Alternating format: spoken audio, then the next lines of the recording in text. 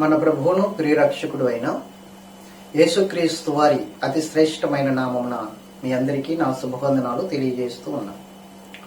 దేవుని బిడ్డలారా, ఈరోజు ఆదివారము దేవుని యొక్క సన్నిధిలో ఇలా కూడుకోవడానికి దేవుడిచ్చిన మహాకృపను బట్టి మిమ్మల్ని దేవుని యొక్క సన్నిధికి నడిపించాలన్న ఉద్దేశంతో మీకు దూరముగానున్నప్పటికీ పరోక్షముగా మిమ్మల్ని దేవుని సన్నిధిలో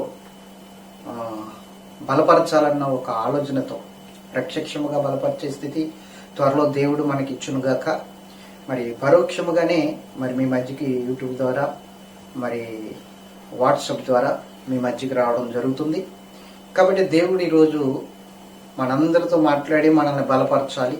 కాబట్టి ప్రతి ఒక్కరు కూడా దేవుడు ఈరోజు నాతో మాట్లాడాలి అన్న ఆశతో ఉంటే ఈరోజు దేవుడు నీతో మాట్లాడతాడు. కాబట్టి ప్రతి ఒక్కరు కూడా శ్రద్ధగా ఈ వాక్యాన్ని వినవలసిందిగా ప్రభు పేరిట వేడుకుంటూ ఉన్నాను.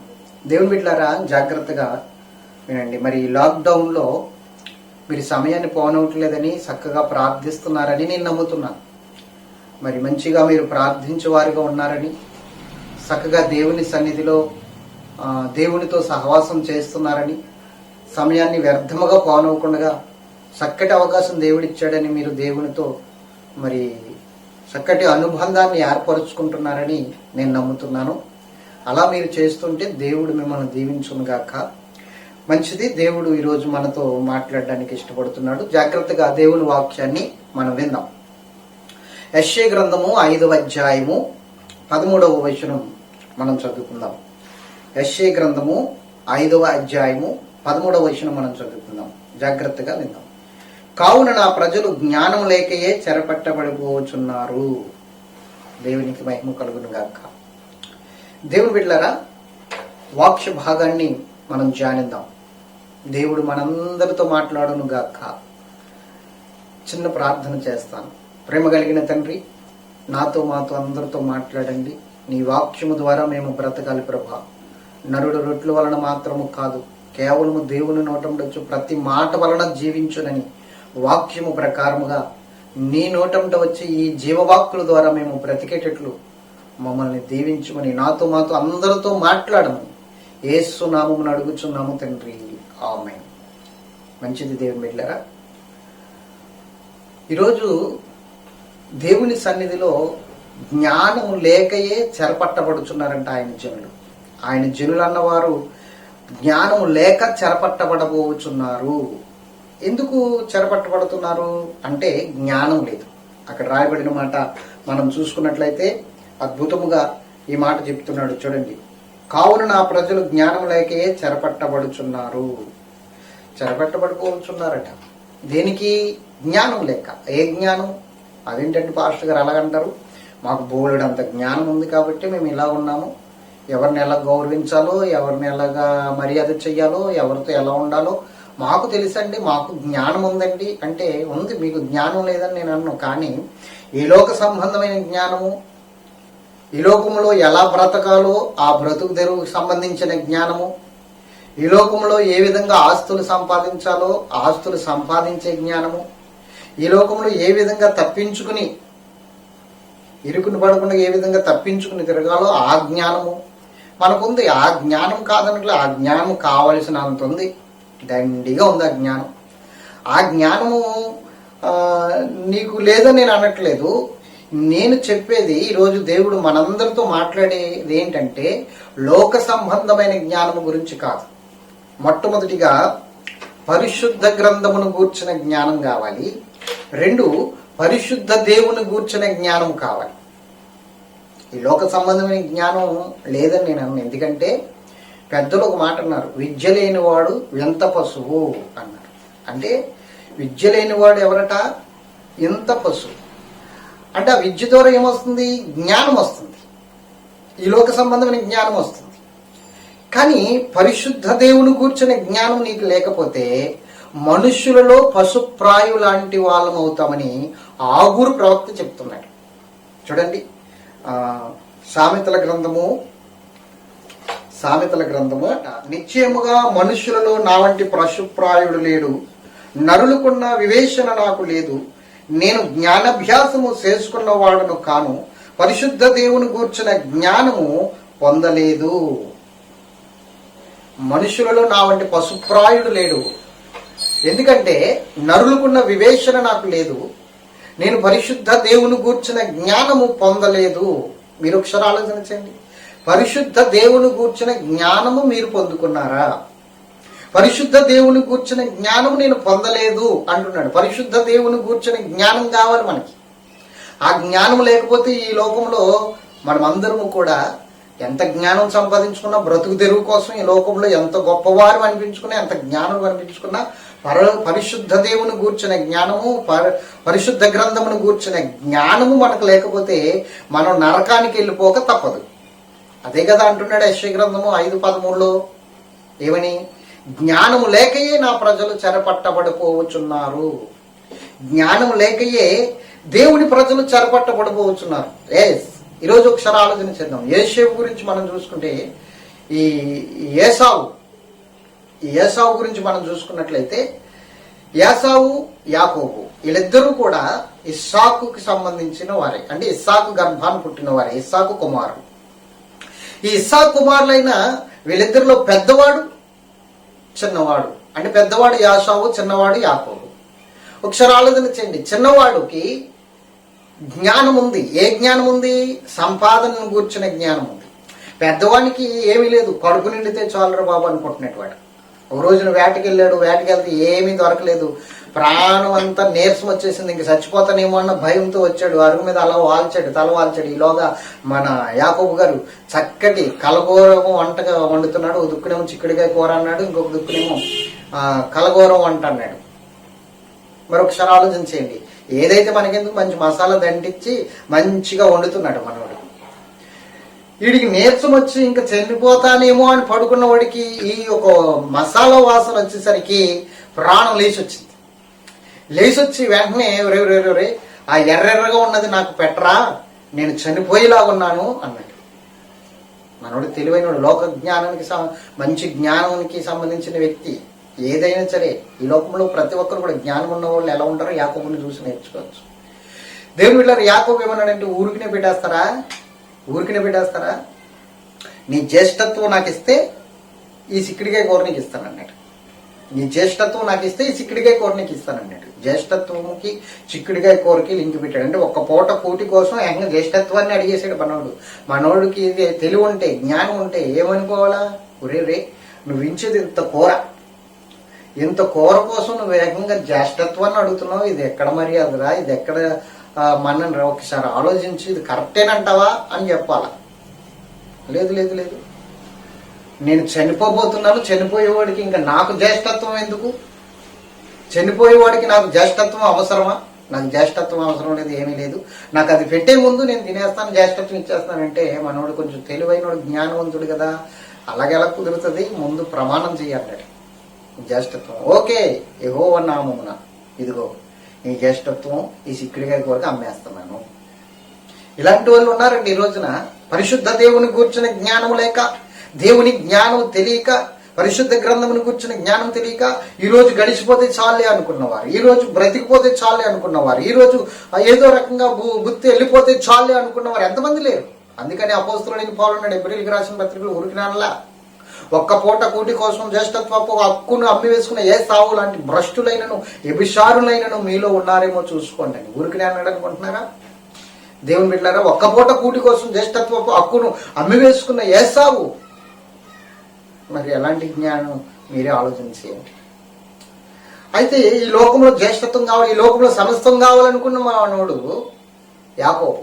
మనోడికి ఎంత జ్ఞానం ఉందంటే, ఈ విధంగా యాసావు దగ్గర యాకోబు జ్యేష్ఠత్వాన్ని తీసుకున్నాడు. ఆ తర్వాత తండ్రి యాషావునికి ఎగేసి, ఇస్సాకు బాబు నేను ఆశీర్వదించాలి, నేను చనిపోబోతున్నాను, వృద్ధాప్యంలోనికి వచ్చేసాను, కాబట్టి నువ్వు వెళ్ళి నాకు వేటాడి మంచి మాంసం తీసుకురా, నీకు నేను ఆ మాంసం తిని నేను యెహోవా నామమున ఆశీర్వదిస్తానని చెప్పినప్పుడు ఈ మాటలు రెబ్బగా వెంటనే యాకోబుతో చెప్పినప్పుడు యాకోబు వెళ్ళి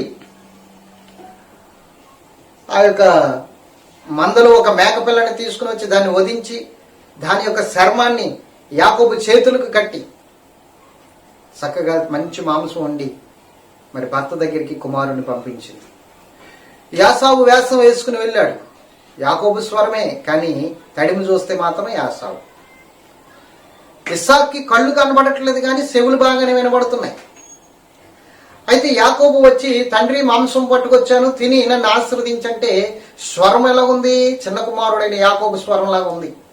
వెంటనే కేకేసి అంటున్నాడు, నాయనా దగ్గరికి రా, నిన్ను నేను చూడాలి. అప్పుడే నీకు ఎలా దొరికింది వేట అనగానే, నీ దేవుడని యెహోవా దాన్ని నా ముందుకు రప్పించాడు, నేను వెంటనే దాన్ని పట్టుకుని నీ దగ్గరికి తీసుకొచ్చాను, నువ్వు వండి తీసుకొచ్చాను, చక్కగా తిని నన్ను ఆశీర్వదించంటే, సరే నిన్ను ఒకసారి నేను చివరిగా ముద్దు పెట్టుకోవాలి రా అన్నప్పుడు ముద్దు పెట్టుకున్నప్పుడు వాసన చూస్తున్నాడు, తడిమి చూస్తున్నాడు. అప్పుడు ఏమంటాడు తెలుసా?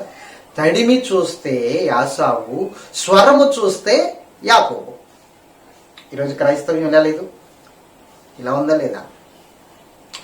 తడిమి చూస్తే అంటే పై రూపము చూస్తే క్రైస్తవ్యము, లోపల బ్రతికంతా కూడా లోక సంబంధమైన బ్రతికి. నీ వ్యక్తిగత జీవితంలో దేవునికి చోటు ఎక్కడుంది? నీ వ్యక్తిగత జీవితంలో దేవునికి సమయం ఎక్కడిస్తున్నావు? దేవునికి సమయం ఏమిట్లా? కేవలము ఒక ఆదివారం రోజున లేకపోతే ప్రత్యేక ప్రార్థన రోజున నువ్వు వెళ్తున్నావు అంతే. ఆ రోజైనా చక్కగా తలంటుకుని స్నానం చేసి బైబిల్ పట్టుకుని వెళ్తున్నావు. తర్వాత నీ వ్యక్తిగత విషయంలో నీ ఇంటి దగ్గర దేవునికి సమయం ఉందా? ఆ రోజు మాత్రం వేషధారులు చూస్తే చక్కటి క్రైస్తవురాలువే, చక్కటి క్రైస్తవుడే, కానీ దేవుని సన్నిధిలో మాత్రము నువ్వు దేవుడు తేరి చూస్తే నీ జీవితం ఎలా ఉందో ఒకసారి ఆలోచన చేసుకో. చాలా ప్రమాదకరమైన పరిస్థితిలో ఉన్నావు. ఏమిటంటే ఆశీర్వాదం కావాలి, లోకముల సంపాదన కావాలి, ఈ జ్ఞానం ఉంది. ఈ రోజున యాకోబుకున్న జ్ఞానం ఉంది, కానీ ఆ జ్ఞానము కాదు. పరిశుద్ధ దేవుని కూర్చున్న జ్ఞానము కావాలి, పరలోక సంబంధమైన జ్ఞానం కావాలి. ఆ జ్ఞానము కోసమే నువ్వు ప్రాకులాడాలి. ఆ జ్ఞానం ఎప్పుడు వచ్చింది యాకోబుకి? ఎబ్బేకు రేవు దగ్గర ప్రార్థన చేస్తున్నాడు. బోలెడంత ఆస్తుంది నా దగ్గర, బోలెడంత మంది బంధువులు ఉన్నారు, బలగం ఉంది, కానీ ఎందుకు ప్రాణాలు పోయే పరిస్థితి వచ్చింది? ఈ ప్రాణాలు పోయే పరిస్థితి అంటే ఈ ప్రాణాలని ఎవరూ కూడా ఆపలేరు కదా పోకుండా. ఆ ధనము ఆపలేదు, ఈ బంధు బలగము ఆపలేదు. ఎందుకు వచ్చింది అని చెప్పేసి ఎబ్బేకు రేవు దగ్గర ఒక్కడు మిగిలిపోయి భార్యను బిడ్డలను మరి ఆస్తులను పంపించేసి అక్కడ రాత్రి అంతా ప్రార్థన చేస్తుంటే ఒక దైవ నరుడు వచ్చాడు. ఆ రాత్రి అంతా పెనుగులాట జరిగింది వాళ్ళిద్దరికి. అప్పుడు అంటున్నాడు, ఏం కావాలరా నీకు అని అడిగితే, నన్ను ఆశీర్వదించు. తండ్రి దగ్గర తీసుకున్నావు కదా ఆశీర్వాదం, ఇస్సాకు దగ్గర, అది ఆశీర్వాదం కాదు. మరి ఏది ఆశీర్వాదం? నీకేం కావాలి? పెళ్లి కావాలా? దేవుని దైవం 4 పెళ్లిళ్ళు అయినాయి మనోడికి. మరి ఇంకేం కావాలి? పిల్లలు కావాలా? చాలా మంది పిల్లలు ఇచ్చావు నువ్వు. మరేం కావాలి? ధనము కావాలా? ఐశ్వర్యం కావాలా? ఐశ్వర్యం చాలా ఉంది. ఆరోగ్యం కావాలా? ఆరోగ్యం కూడా మంచిగా ఉంది. మరేం కావాలి? మరణము నుండి విడుదల, మరణ భయము నుండి విడుదల. దేవుని బిడ్డలారా, పరలోక సంబంధమైన జ్ఞానం ఉన్నప్పుడే మరణ సంబంధమైన భయము నుండి నువ్వు విడుదల పొందుతావు.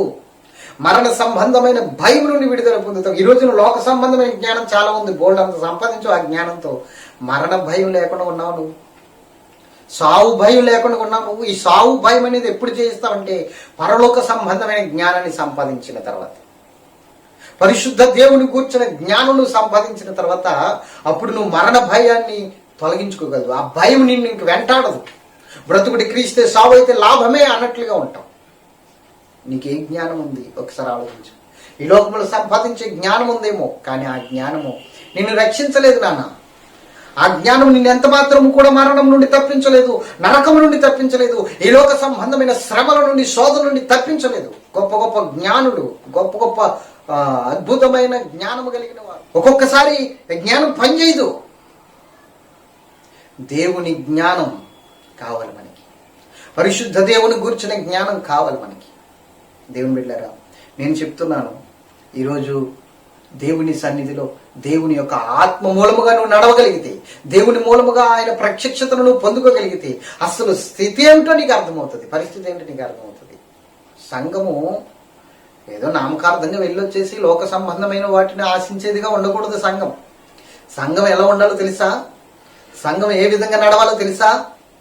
జాగ్రత్తగా విను. సంఘము ఒక ప్రత్యేకమైన రీతిలో ఉండాలి. సంఘంతో దేవుడు అంటున్నాడు, లోకానికి మీరు ఎలుగై ఉన్నారంటున్నాడు. సంఘంతో దేవుడు అంటున్నాడు, లోకానికి మీరు ఉప్పై ఉన్నారంటున్నాడు. జాగ్రత్తగా వినండి. లోకము నుండి వేరుపడిందే సంఘం, దేవుని సంఘం. యేసు రక్తంలో కడగబడిన సంఘము లోకము నుండి వేరైంది. యేసు రక్తంలో కడగబడిన పరిశుద్ధ సంఘముగా మారింది, లోకము నుండి వేరైంది. లోకము నుండి వేరైన నువ్వు లోక జ్ఞానము కాకుండా పరిశుద్ధ జ్ఞానము, పరమాత్ముని జ్ఞానము, ఆ పరిశుద్ధ దేవుని కూర్చుని జ్ఞానము, పరలోక సంబంధమైన జ్ఞానము పొందాలి.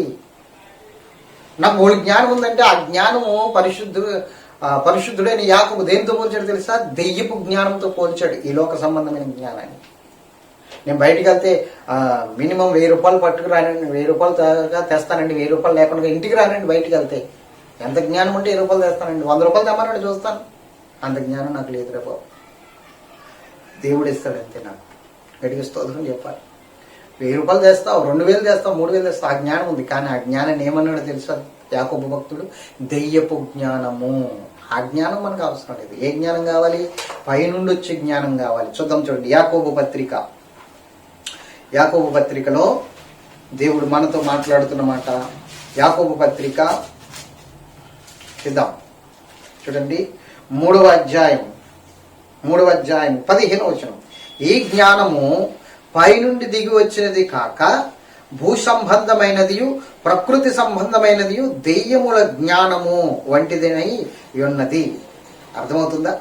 ఈ జ్ఞానము పైనుండి దిగి వచ్చింది కాదు, భూ సంబంధమైన జ్ఞానము. ఈ జ్ఞానము ఎక్కడి నుంచి వచ్చింది?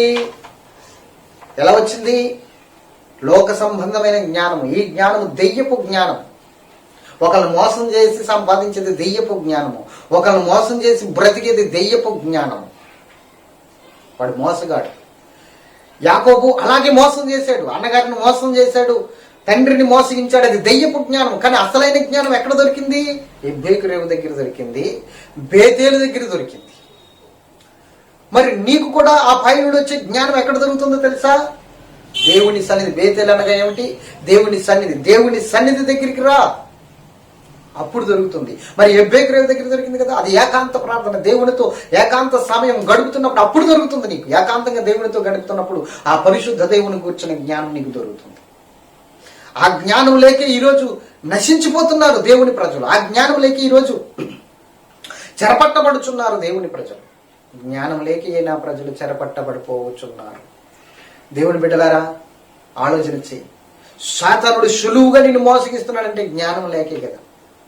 జ్ఞానం లేకే కదా నిన్ను మోసగిస్తున్నాడు. అపోస్తలుడైన పౌలుని మోసగించమని వెళ్ళి మోసగించాడా? మోసగించగలిగాడా?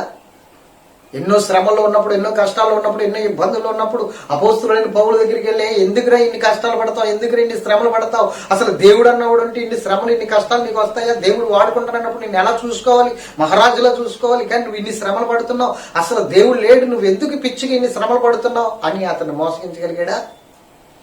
అపోస్తలుడైన పౌలు పొందుకున్నది సామాన్యమైన జ్ఞానం కాదు. పరలోకపు ప్రత్యక్షతను చూస్తున్నాడు, పరలోక సంబంధమైన జ్ఞానాన్ని చూస్తున్నాడు. ఆ జ్ఞానాన్ని కలిగి ఉన్నాడు కాబట్టి సాతానుడి యొక్క కుయుతులు అక్కడ పనిచేయలేదు. ఇంకోటి చెప్పనా?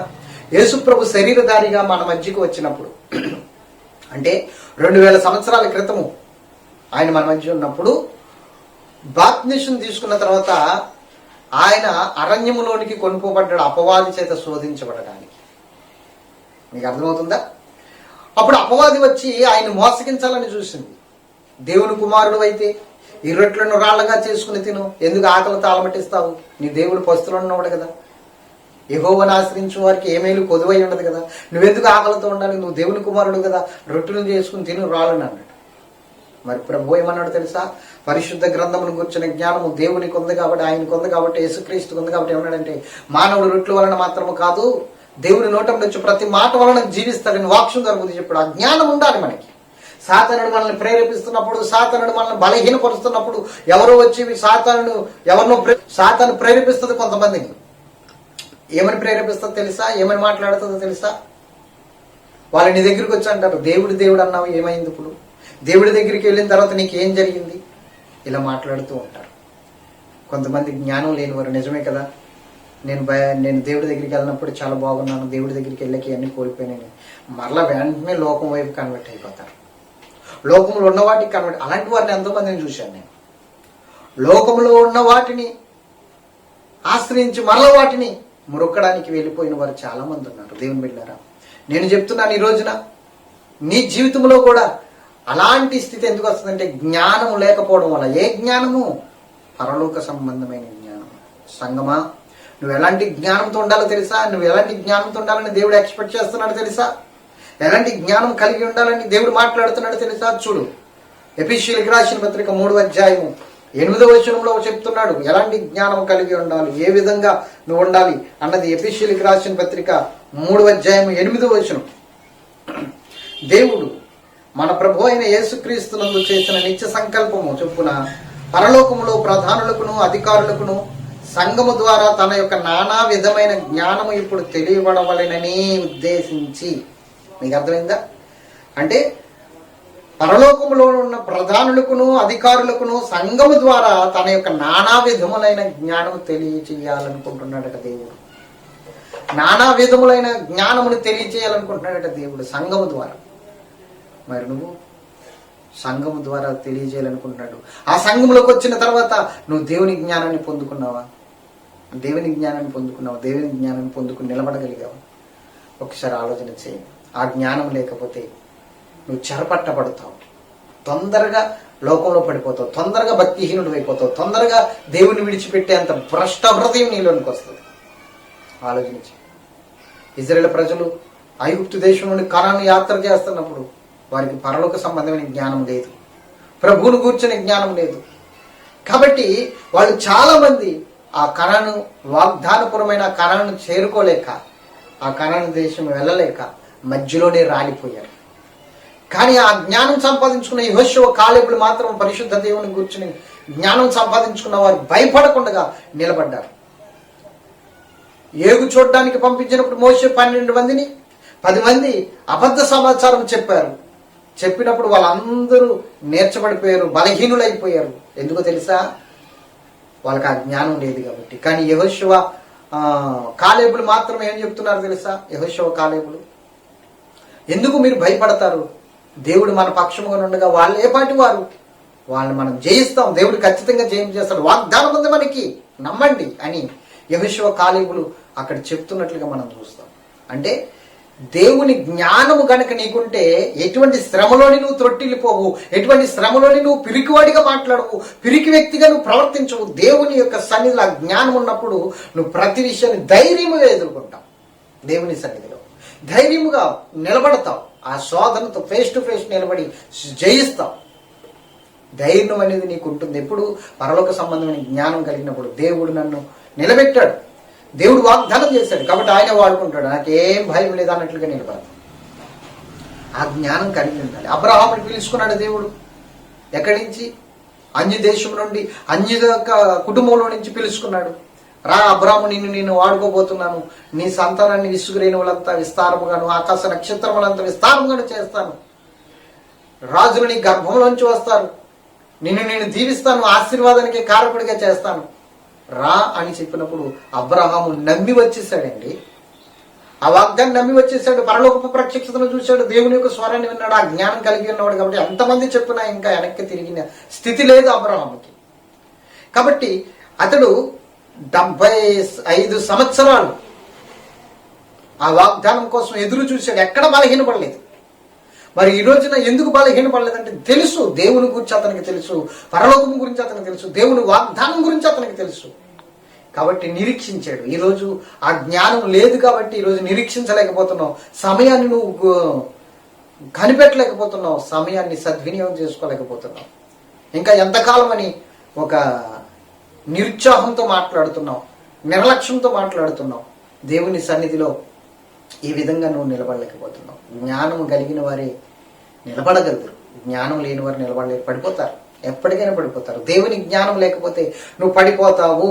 పరిశుద్ధ దేవుని గురించి జ్ఞానం లేకపోతే నువ్వు పడిపోతావు. ఆ జ్ఞానం కలిగినప్పుడు శ్రమల్లో, కష్టాల్లో, ఇబ్బందుల్లో, ఇరుకుల్లో, వ్యాధి బాధల్లో అన్నిటిలో కూడా ఆ జ్ఞానాన్ని బట్టి నువ్వు నిలబడతావు. ఎందుకంటే దేవుడు అన్న మాటకి నీకు తెలుసు. ఇప్పుడు ఆ జ్ఞానం నీకు ఉంది కాబట్టి ఖచ్చితంగా కుడికైనా ఎడమకైనా నువ్వు తిరగకుండా నువ్వు నిలబడతావు. ఎలా నిలబడాలో నీకు తెలుసు, ఎందుకంటే ఆ జ్ఞానం నీకుంది.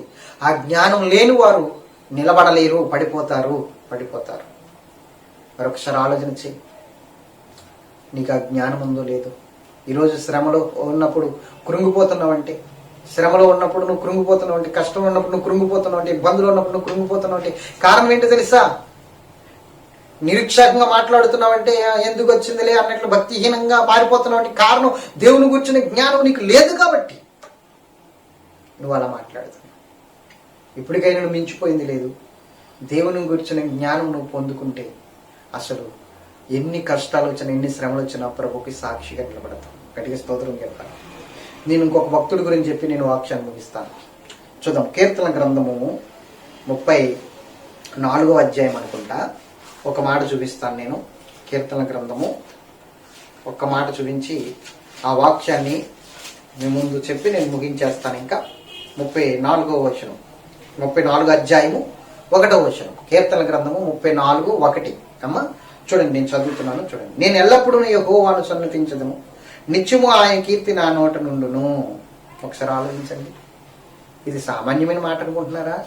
ఏదో చెప్పేసి నాకు దేవుడు అంటే చాలా ఇష్టం అండి, నేను దేవుని ఎప్పుడు మర్చిపోనండి, ఎప్పుడు ఆయన ఆరాధిస్తానండి అని చెప్పేసి చాలా మంది కొన్ని సందర్భాల్లో ఆయన పక్కన పెట్టి బ్రతికిన వారు ఉన్నారు. కానీ దావీదు ఈ మాట చెప్తుంటే ఈ మాట ఒకసారి ఆలోచించండి. ఇది సామాన్యమైన మాట కాదు. ఈ మాట చెప్పడంలో ఒక సమర్పణ ఉంది. అలాంటి సమర్పణ ఉందో చెప్తున్నాను వినండి. ఏమని చెప్తున్నాడో తెలుసా? నేను ఎల్లప్పుడూ యెహోవాను సన్నుతించెదను, నిత్యము ఆయన కీర్తి నా నోట నుండును. నేను ఎల్లప్పుడూ అన్నాడు, 2 నిత్యము అన్నాడు. ఈ 2 మాటలు గుర్తుంచుకో. 1 ఎల్లప్పుడూ, 2 నిత్యము. నేను ఎల్లప్పుడూ యెహోవాను సన్నుతించెదను, స్తుతించెదను, గణపరచెదను. ఈ మాటలు అన్నింటికి ఒకటే అర్థం వస్తుంది. మీరు జాగ్రత్తగా వినాలి. తర్వాత నిత్యము ఆయన కీర్తి నా నోటి నుండి. నిత్యము, ఎల్లప్పుడూ. ఈ మాట గుర్తుంచుకోండి. ఇది ఎల్లప్పుడూ దేవుణ్ణి స్తుతించే స్థితి నీకు ఉండాలి. నిత్యము ఆయన కీర్తి నీ నోటన ఉండాలి. ఇది ఎలా సాధ్యమవుతుంది? దావీదు యొక్క జీవితంలో మనం చూసుకున్నట్లయితే ఎప్పుడు సంతోషంగానే ఉన్నాడు దావీదు, ఎప్పుడు సమాధానంగానే ఉన్నాడు దావీదు లేదే. దావీదు జీవితంలో ఎన్నో ఒడిదుడుకులు, దావీదు జీవితంలో ఎన్నో ఎత్తుపల్లాలు, దావీదు జీవితంలో ఎన్నో కష్ట నష్టాలు. కానీ దేవుణ్ణి విడిచిపెట్టాడా? ఎందుకు అంటే కష్టాల్లో, ఇబ్బందులు, ఇరుకుల్లో కూడా ఎల్లప్పుడూ అన్న మాటను నెరవేర్చాడంటే కారణం ఏంటో తెలుసా? అతడికి దేవుని జ్ఞానం తెలుసు. చిన్నప్పటి నుంచి దేవుడి గురించి తెలుసు, పరిశుద్ధ దేవుని గురించి తెలుసు, దేవుని జ్ఞానం తెలుసు, పరలోక సంబంధమైన జ్ఞానం తెలుసు. పైనుండి వచ్చి జ్ఞానమును పొందుకున్నాడు కాబట్టి ఈ మాట చెప్పగలుగుతున్నాడు. నిజమే. దావీదు యొక్క జీవితంలో మనం చూసుకున్నట్లయితే సౌలు తరుగుతున్నాడు. సమూయేలు ప్రవక్త వెళ్ళి అతన్ని అభిషేకించాడు, నువ్వే ఇశ్రాయేలు ప్రజలపై రాజు అన్నాడు. అన్న తర్వాత సౌలు తరవడం ప్రారంభించాడు. సౌలు ఇసపసూపు చూడటం మొదలు పెట్టాడు. మీరు జాగ్రత్తగా వినాలి. అప్పటి నుంచి ఇంకా తరవడం ప్రారంభించాడు. దావీదు దాకుని బ్రతుకుతున్నాడు. చిచి అదో బ్రతుకు, ఇది ఒక బ్రతికేనా అనుకున్నాడు ఎప్పుడైనా? సమూయేలు ప్రవక్త వచ్చి నన్ను అభిషేకించాడే, అభిషేకం ఏమైపోయింది? ఆ యొక్క మాట ఏమైపోయింది? ఆ ప్రవక్త గొప్ప ప్రవక్త, దీర్ఘదర్శి, అతను చెప్పిన మాట ఇప్పుడు నెరవేరకుండా ఉంది, ఇప్పుడు పరిస్థితి ఏంటి అని ఎప్పుడైనా అనుకున్నాడా? కాదు. తెలుసు, దేవుని గురించి తెలుసు, దేవుని వాగ్దానం గురించి తెలుసు, దేవుని అభిషేకం గురించి తెలుసు, దేవుని దాసుని యొక్క గురించి తెలుసు కాబట్టే అన్ని కష్టాల్లో కూడా దేవుని స్తుతించగలిగాడు. సౌలు తరుముతున్నాడండి, ప్రాణ భయంతో పారిపోతున్నాడండి. ఆలోచించండి. సౌలు ఒక లెక్క అనుకుంటున్నారా? దావీదుకి గొల్యాతిని అంత బలాఢ్యుడిని చంపికొచ్చాడు, ఆ తల నరుక్కుని చేతి పట్టుకుని వచ్చాడు, ఆ కత్తి పట్టుకుని, ఏ ఆయుధం లేకుండా వెళ్ళి. సౌలు ఒక లెక్క అండి, ఎడం చేతు విసిరేస్తాడు సౌల్ని. మరి ఎందుకు సౌల్ని మరి ఎదిరించలేదు అంటే సౌలుకు కూడా అభిషేకం ఉంది. ఒక పక్కనే సౌలుకు కూడా అభిషేకం ఉంది, అభిషేకాన్ని గౌరవిస్తున్నాడు. లేకపోతే సౌల్ని ఎదిరించడం పెద్ద విశేషం కాదు, ఒక్క దెబ్బలో చంపేస్తాడు సౌల్ని.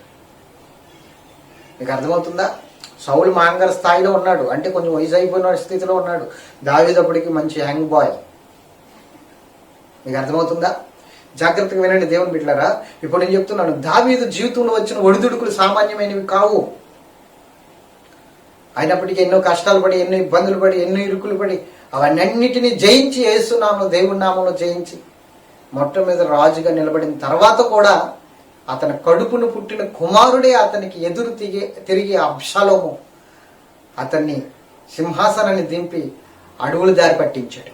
కాలుకు చెప్పులు లేకుండా ఒలివ కొండ ఎక్కి ఏడుస్తున్నాడండి, కన్నీరు గారుస్తున్నాడు. అలాంటి సమయంలో కూడా ఒలివ కొండ దగ్గరికి ఎందుకు వెళ్ళాడంటే అక్కడ దేవుణ్ణి ఆరాధించే చిన్న స్థలం ఉంది, అక్కడికి వెళ్ళాడు. దేవుడే నాకు దిక్కు అనుకుని అలాంటి సమయంలో కూడా దేవుని విడిచిపెట్టలేదు. అంత సౌఖ్యంగా ఉండి కన్న కొడుకే ఎదురు తిరిగినప్పుడు, కన్న కొడుకే శత్రువు అయినప్పుడు మరి దావీదు, దేవుడా నువ్వు చేసిన పని ఏమిటిది అని అన్నాడా? అనలేదు. తెలుసు దేవుని గురించిన, తెలుసు దేవుని గురించిన జ్ఞానం అతనికి ఉంది. కాబట్టే ప్రతి విషయంలో కూడా అతడు దేవుణ్ణి స్తుతించగలిగాడు. నువ్వు స్తుతించగలుగుతున్నావా? అందరూ స్తుతించలేరు. అందరూ అన్ని సమయాల్లోనే ఆయన ఆరాధించలేరు. నీ జీవితంలో సుఖ దుఃఖములు జతపరచబడి ఉన్నావని నువ్వు గుర్తించుకుని సుఖములో స్తుతిస్తున్నావేమో, ఒకవేళ సుఖములో ఆనందించి ఆయన్ని ఏదో స్తుతించి మహిమపరుస్తున్నావేమో, కానీ కష్టకాలముల్లో, దుఃఖ సమయముల్లో, వ్యాధుల సమయముల్లో, బాధల సమయంలో, కరువు సమయంలో నువ్వు ఆయన్ని స్తుతించగలుగుతున్నావా? సంతోషంగా ఆయన్ని ఆరాధించగలుగుతున్నావా? దావీదు చెప్తున్న మాట ఇదే, నేను ఎల్లప్పుడూ యెహోవాను సన్నుతించుదును, నిత్యము ఆయన కీర్తి నా నోట నుండును అంటున్నాడు. ఈ మాట సామాన్యమైనది కాదు. ఏదో చదువుకుని వెళ్ళిపోయేమో 34 అధ్యాయం ప్రారంభ వచనమే గొప్ప సమర్పణ కలిగిన మాట అది. ఆ మాట నువ్వు చెప్పాలి అంటే జ్ఞానము, దేవుని గురించిన జ్ఞానం పొందుకోగలిగితే ఆ మాట చెప్పి దాన్ని నెరవేర్చగలవు నువ్వు. ఒకసారి ఆలోచించి, ఇప్పటికే నేను మించిపోయింది లేదు. నువ్వు ఏ జ్ఞానంతో ఉన్నావో తెలుసుకుని ఆ జ్ఞానము దేవుని గురించినది కాదా అవునా అన్నది పరీక్షించు. ఒక్క మాట చెప్తున్నాను దేవుని బిడ్డలారా, జ్ఞానం లేక నా ప్రజలు చెరపట్టబడిపోవచ్చున్నారు. ఈరోజు జ్ఞానం ఎవరెవరికి లేదు? అందరికీ లేదు. దేవుని గురించిన జ్ఞానం అందరికీ లేదు. ఏదో వెళ్తున్నాం వస్తున్నాం నామకార్థపు స్థితే అన్నీ తెలుసు అనుకుంటాం. మనం పరిశుద్ధ గ్రంథంలో ఉన్నవన్నీ తెలుసు, నాకు దేవుడి గురించి చాలా తెలుసు. ఏం తెలుసు చెప్పు? నువ్వు దేవుడి గురించి చాలా తెలుసు అంటున్నావు, ఏం తెలుసు చెప్పు? దేవుని గురించి నీకేమేమి తెలుసు చెప్పు? నాకు చాలా తెలుసు అండి, దేవుడు అంటే ఆయనే దేవుడు అని తెలుసు, కానీ ఆయన అంటిపెట్టుకుని ఎలా ఉండాలో తెలియదు నీకు. ఆయన కలిగి ఎలా జీవించాలో తెలియదు నీకు. దేవుడు ఆయనే అని చాలా మంది క్రైస్తవులకు తెలిసి ఈ రోజున దేవుడు ఒక్కడేనండి, దేవుడు ఆయనేనండి. మరి ఎందుకు సన్నిధికి రావట్లేదు? ఎందుకు ప్రార్థన చేయట్లేదు? నేను ఆయన మాత్రము వదిలిపెట్టలేదండి, ఆయన నేను స్తుతిస్తున్నానండి. కాకపోతే ఏంటంటే కొన్ని పరిస్థితుల వల్ల నేను ప్రార్థనకు రాలేకపోతాను, ప్రార్థన చేయలేకపోతాను, కానీ దేవుడు ఆయనని మాత్రం నాకు తెలుసండి. అదే మరి జ్ఞానం లేకుండా చెరపట్టబడటం అంటే. దేవుని గురించిన జ్ఞానం తెలిస్తే నువ్వు అలాంటి స్థితిలో ఉండవు, ఎప్పటికీ ఉండవు. కష్ట నష్టాల్లో కూడా దేవుని సన్నిధిలో ఉండవు. దావీదు ఏమంటున్నాడు తెలుసా? దేవుని మందిరంలో నాటబడిన వారమై. నాటబడాలండి దేవుని సన్నిధిలో, నాటబడిన వారమై ఉండాలి. ఒక్కసారి ఆలోచించి, ఈరోజు దేవుడు నీతో మాట్లాడాడని నువ్వు అనుకుంటున్నావా? అనుకుంటే ఈరోజు దేవుని జ్ఞానం సంపాదించుకో, దేవుని జ్ఞానం సంపాదించుకో, పరలోక సంబంధమైన జ్ఞానం సంపాదించుకో, పరిశుద్ధాత్మ దేవుని జ్ఞానం సంపాదించుకో. ఆ జ్ఞానం లేకపోతే మరణ భయం నిన్ను వెంటాడుతుంది. ఉదాహరణకి మనం చూసుకుంటే అపోస్తులు చూడండి, యేసుక్రీస్తు ప్రభువుని వెంబడించారు 3.5 సంవత్సరాలు. వారికి ఆ జ్ఞానం లేదు, పరలోక సంబంధమైన జ్ఞానం లేదు. కాబట్టి వారు తొందరగా యేసుక్రీస్తుని పట్టుకుని గెత్సేమనే తోట నుండి పారిపోయి వచ్చేసారు. అమ్మో మమ్మల్ని చంపేస్తారేమో అని కదా. ఆ జ్ఞానం లేకే కదా వాళ్ళు పారిపోయి వచ్చేసి మరణ భయంతో పరుగులెడుతున్నారు. ఆ జ్ఞానం లేకే కదా పేతురు 3 సార్లు పొంకాడు కోడి కూసేలోపు. ఆ జ్ఞానం లేక కదా యేసుక్రీస్తు సిలువు ఆయన గాయాల్లో ఏలు పెడితేనే కానీ చూస్తేనే కానీ నేను నమ్మనన్నాడు తోమ. ఆలోచించు. ఆ జ్ఞానం లేకే కదా అననీయ సఫీరాలు భయంకరమైన మరణం పొందారు. ఆలోచించాలి. ఈరోజు దేవుని గురించిన జ్ఞానం లేదా నీకు? దేవుని దగ్గరికి రా, ఆ జ్ఞానం నీకు ఇస్తారు. జ్ఞానం లేకపోవడం వల్ల ఎంత ప్రమాదకరమైన స్థితి ఒకసారి ఆలోచించండి. చెరపట్టబడుతున్నారు. ఆ జ్ఞానం లేకే వాళ్ళు పారిపోయి వచ్చేసారు. ఎప్పుడైతే ప్రభువు వారిని మరలా పిలుచుకుని పునరుద్ధానుడైన తర్వాత వారిని 40 రోజులు బలపరిచి 40 రోజులు బలపరిచాడు వారిని. పునరుద్ధానుడు అయిన తర్వాత 40 రోజులు బలపరిచి ఆ జ్ఞానం వారికి నూరు పోసి దేవుని జ్ఞానం బోధించి మేడగదిలో పరిశుద్ధాత్మతో అభిషేకించి ఆ జ్ఞానం పొందుకున్నాక వాళ్ళు ఏమన్నారు తెలుసా? యేసుక్రీస్తు నామమును మీరు బోధించకూడదని అధికారులు పెద్దలు చెప్పినప్పుడు అపోస్తులు ఏమన్నారు తెలుసా? ఆయనను గూర్చి మేము చెబుతాము, విన్న వాటిని కన్న వాటిని మేము చెప్పకుండా ఉండలేము, మీరు చంపేసినా పర్వాలేదని ఆయన నిమిత్తం శరసాల్లోకి వెళ్ళారు. ఆయన నిమిత్తము శిరక్షాదనం చేయించుకున్నారు. ఆయన నిమిత్తము శర్మాలు ఒలిపించుకున్నారు. ఆయన నిమిత్తము తలకిందులుగా సిలివేయించుకున్నారు. ఆయన నిమిత్తము నూనెలు వేపించుకున్నారు. ఆయన నిమిత్తము ఎన్నో శ్రమలు పొందారు. ఎందుకు? ఆ జ్ఞానం వాళ్ళకు వచ్చింది కాబట్టి భయపడకుండా నిలబడ్డారు. చెప్పండి, ఇప్పుడు దేవుని గూర్చిన జ్ఞానం ఉంటే నువ్వు అలా భయపడుతూ నిలబడవు. దేవుని గూర్చిన జ్ఞానం ఉంటే దేవుని గూర్చి ధైర్యముగా నిలబడతావు. ప్రతి విషయం కూడా ధైర్యంగా నిలబెడతాం. కాబట్టి ఆ జ్ఞానం మనం పొందుకుందాం. దేవుడి కొద్ది మాటలు తన వినుకుడులో దీవించునుగాక. ఆమేన్, ఆమేన్, ఆమేన్. చిన్న ప్రార్థన చేస్తాను. ప్రేమ కలిగిన తండ్రి, విన్న వాక్యం ద్వారా మమ్మల్ని దర్శించండి. నీ జ్ఞానం మాకు కావాలి ప్రభా. నీ జ్ఞానం మాకు దయచేయండి. నీ జ్ఞానం లేకయే నాయన అనేక మంది చెరపట్టబడుతున్నారు. ఈరోజు మీరు మాట్లాడారు ప్రభా, జ్ఞానం లేక నా ప్రజలు చెరపట్టబడుచున్నారని. ఆ జ్ఞానం మాకు దయచేయండి. పరిశుద్ధ దేవా, మిమ్మల్ని గూర్చిన జ్ఞానము, పరలోక సంబంధమైన జ్ఞానం మాకు దయచేయండి ప్రభా. ఆ జ్ఞానం ఇచ్చి మమ్మల్ని దర్శించి అభిషేకించి దీవించమని యేసు నామమున అడుగుచున్నాము తండ్రి. ఆమేన్, ఆమేన్, ఆమేన్.